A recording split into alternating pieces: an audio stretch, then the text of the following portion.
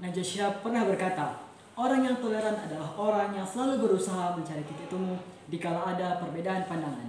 Assalamualaikum warahmatullahi wabarakatuh. Dewan juri yang kami hormati, saya Khairil Mumtazi Dan saya Muhammad Fadel, nomor urut 114 dari Man Insan Cendekia Padang Pariaman.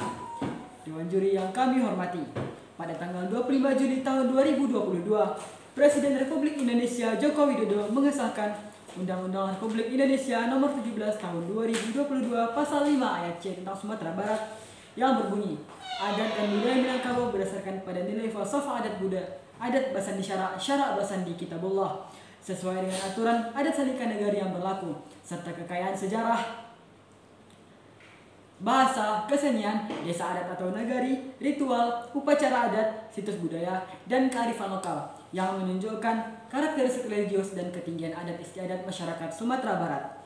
Setelah undang-undang tersebut ditetapkan, muncul penolakan dari Etnis Mentawai, Yosafat Saumanu, Ketua Aliansi Mentawai Bersatu atau AMB yang tergabung dari 11 organisasi di Indonesia. 11 organisasi Mentawai yang ada di Indonesia mengatakan, meskipun budaya kami adalah budaya minoritas, tapi kami bagian dari Sumatera Barat, dan hal itu diakui secara geografis dan administrasi daerah. Dalam media lain, ia juga mengatakan, buat apa kita berada di Sumatera Barat, sedangkan undang-undang belum mengakui keberadaan kita, atau kita menjadi provinsi sendiri dengan berpisah dengan Sumatera Barat. Munculnya penolakan ini akibat dari tidak terakomodirnya etnis Mentawai dalam pasal 5 ayat C undang-undang ini, yang mengatakan bahwa etnis Minangkabau menganut falsafah atau filosofi Ade Basandi Syara Basandi Kitabullah. Filosofi ini menyiratkan bahwa seluruh orang Minangkabau berpedoman kepada Kitabullah Al-Quran. Dengan kata lain, etnis Minangkabau beragama Islam. Sedangkan mayoritas masyarakat Kabupaten Kepulauan Mentawai yang merupakan bagian dari Provinsi Sumatera Barat beretnis Mentawai bukan Minangkabau dan menganut agama Kristen. Inilah yang membuat etnis Mentawai merasa tidak terakomodir dalam undang-undang tersebut. Hal inilah yang munculnya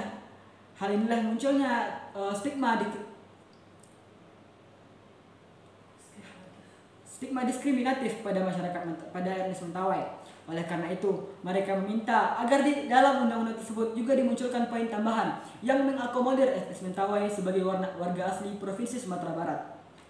Namun, pakar hukum dan Gubernur Sumatera Barat mengklarifikasi dan membantah stigma tersebut. Saya kira tidak ada konflik dan tidak ada diskriminasi kalau seandainya semua kita membaca undang-undang tersebut secara komprehensif, tidak sebagian saja. Sedangkan penjelasan pasal 5 huruf C mengatakan, pelaksanaan falsafah Ade Basandi Syara Basandi Kitabullah berlandaskan pada nilai-nilai Pancasila dan dalam kerangka negara kesatuan Republik Indonesia. Gubernur meminta agar para pengamat mencerdaskan bangsa dengan pengamatan komprehensif dari sebagian dan satu sisi, karena itu dapat menimbulkan adanya provokasi. Pakar hukum tata negara dari UNAN Firiam Sari mengatakan, Undang-Undang Provinsi Sumatera Barat itu di dalamnya dibahas soal karakteristik masyarakatnya, bukan pemerintahan.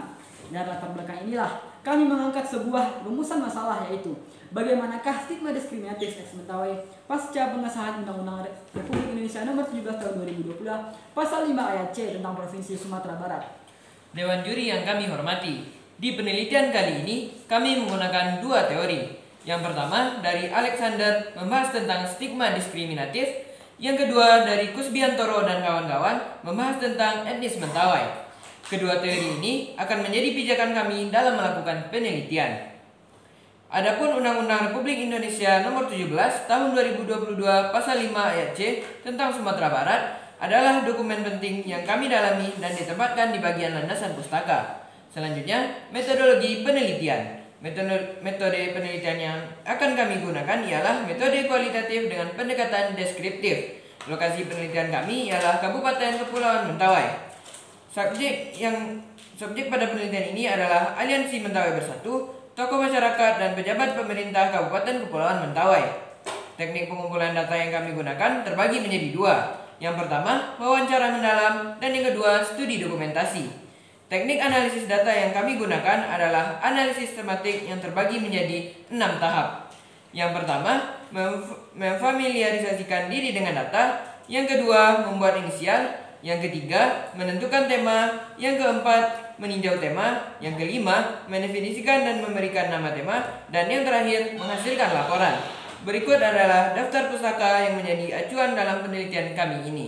Dewan juri yang kami hormati, kami harapkan penelitian ini dilanjutkan ke tahap selanjutnya karena diharapkan penelitian ini mampu mempertemukan pandangan antara masyarakat etnis Mentawai dengan pemerintahan Provinsi Sumatera Barat.